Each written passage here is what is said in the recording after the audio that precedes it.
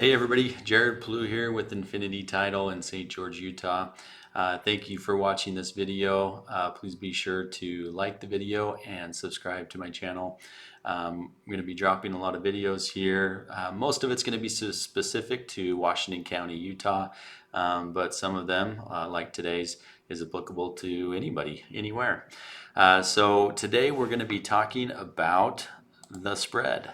So if there's anything that I've learned being in the real estate industry over the last year and a half is that mortgage rates have a huge impact on real estate activity.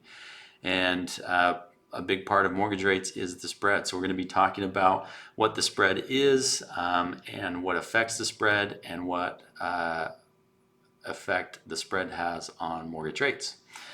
So jumping right into this first graph that I'm showing you, you're looking at mortgage rates and the 10-year treasury yield.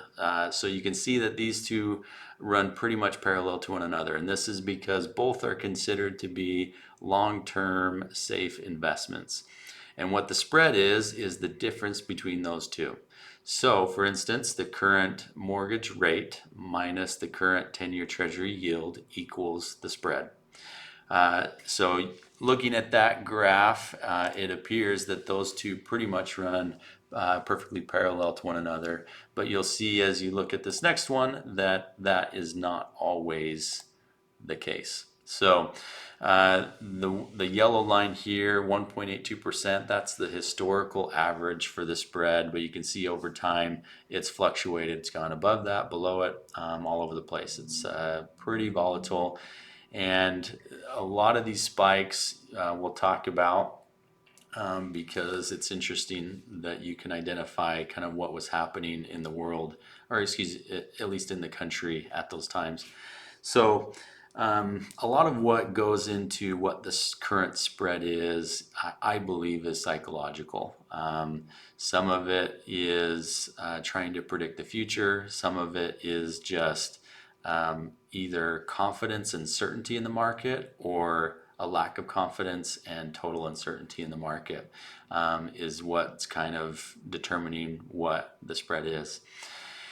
And there's, I think, data to support that reasoning. So if we look at this back to 2007 until 2009 of January, if you remember what was happening at that time, that's when the real estate market was crashing. There were foreclosures left and right. I think in Washington County, it was like 1 in every 40 homes went through foreclosure in one of those years. And lending institutions were going out of business left and right. I mean, there was just a huge amount of uncertainty in the market between those years.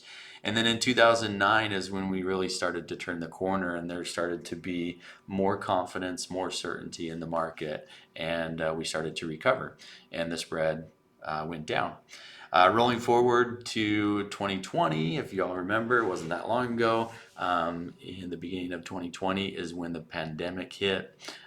In the first couple months of the pandemic, there was total uncertainty. Some thought the world was ending. But very quickly, within a few months, we all across the country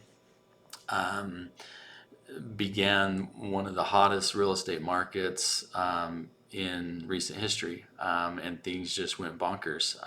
And so at that time, the spread went way down because everyone knew that things were good and there was total confidence in the immediate future.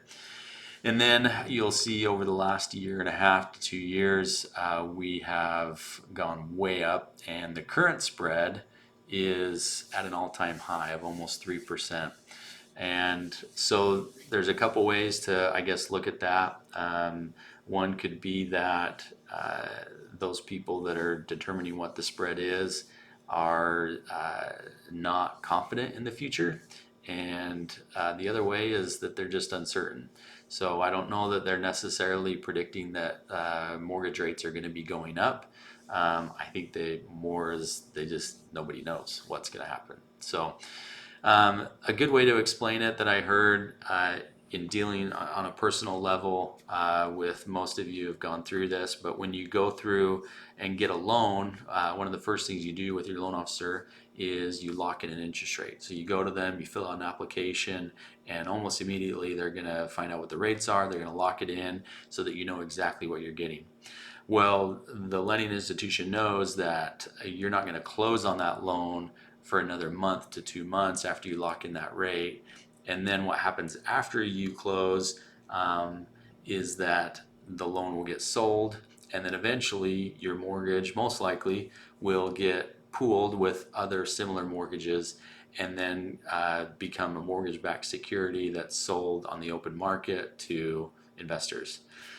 So rolling back in time to the beginning of that process, when that lending institution locks in that interest rate for you, they're really trying to determine what the rates are going to be at the end of that process, so that when your loan becomes something that they're trying to sell, they want that rate to be what the rate is at that time, not what the current rate is necessarily.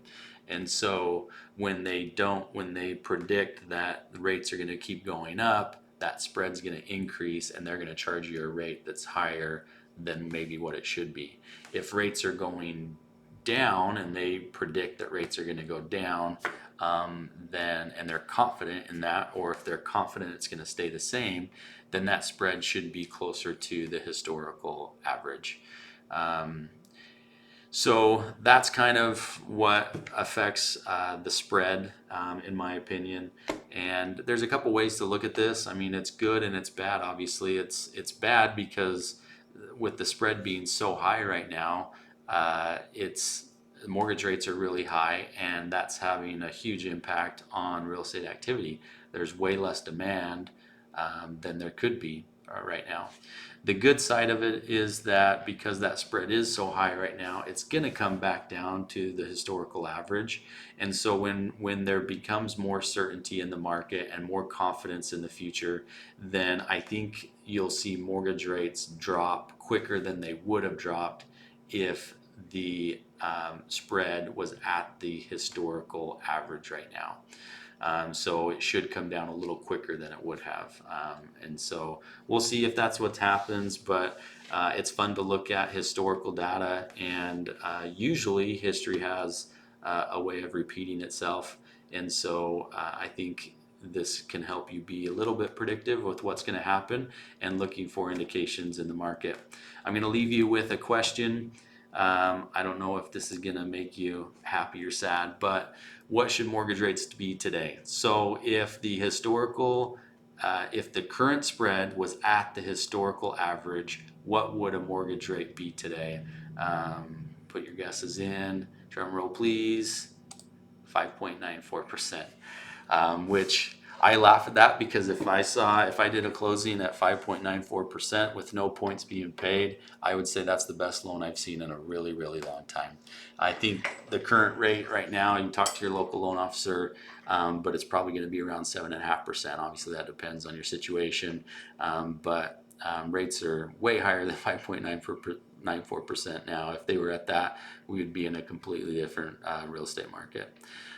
So that's the video for today. I appreciate you watching. Again, please subscribe, like the video, and next time we're going to be talking about the Fed funds rate and how that Fed fund rate has an effect on mortgage rates. So thanks again. We'll talk soon.